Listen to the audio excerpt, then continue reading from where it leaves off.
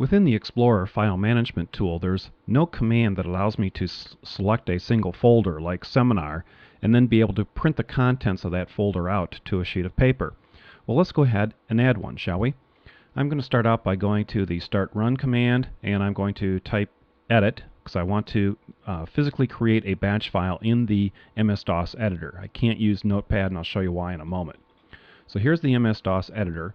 This is a two-line batch file, the first line of which is an @ symbol, and then I'm going to type in dir, which is simply a directory command, and then a %1.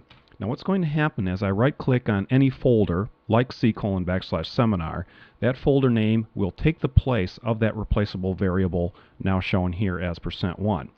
Now I want to send the contents of this directory listing to the printer, so I do that using a redirect symbol, which in the DOS batch file language is a simple greater than.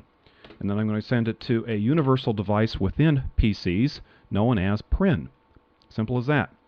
Now, if I left the command simply as that, the directory contents for C:\seminar or whatever the folder's name is would be sent out to the printer, but then you would have to go over to the printer and take it offline, do a manual form feed, and then put the printer back online. We want to automate that process of creating a form feed. I do that by, again, starting out with an @ symbol, echo. There we go. And I'm going to echo, I need to echo a special control character here now, which is a form feed command.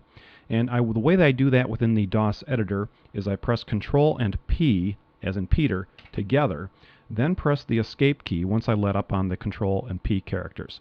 So press escape, and that generates this left-handed arrow here, then a capital L. That sequence together, believe it or not, is what sends out a form feed to the printer. Now again, I need to redirect it to the actual device known as prin, and that's the extent of the batch file. Let's go ahead and now save it to the Windows folder, which on my system is d:\win, and I'll give it the name of printdir.bat. There we go. Go ahead and close that out. Now I need to be able to add that command to a context-sensitive menu, so as I right-click on C:\seminar, the new command will be up here in the context-sensitive menu. In order to add the command, I simply go up to the View menu, go to Options, go to the File Types tab, there we go, and I need to scroll down to an item called Folder.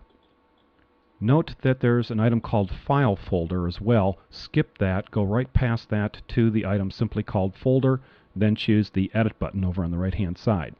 We want to add a new command to the context-sensitive menu here, so we choose the New button, and the action to perform, this is where you need to get a little bit creative here, and I'm going to call this command print folder list. Now, Windows 95, as with previous versions of Windows, is operable 100% from the keyboard. And in order to indicate to myself and to subsequent other users on this system which key to press from the keyboard, I want to tell Windows 95 which character here I want underscored when we see this command in the resulting context-sensitive menu. I do this by prefacing the desired alpha character with an ampersand. So there you see I just preface the L character with the ampersand. We'll see how that gets underscored when we take a look at the results here in a few minutes. Now I'm going to go to the Application field, type in the path to my batch file that I created a moment ago, which is d:\win printdir.bat. There we go. Go ahead and click OK, click Close, and now watch what happens when I right-click on the Seminar folder. Presto, here's our new custom command, and you see the results of the ampersand here. The L character is underscored. Great little tip, and by the way, you can use this sort of idea here of adding customized context-sensitive menu commands anywhere within Windows 95, not just within the Explorer file management tool.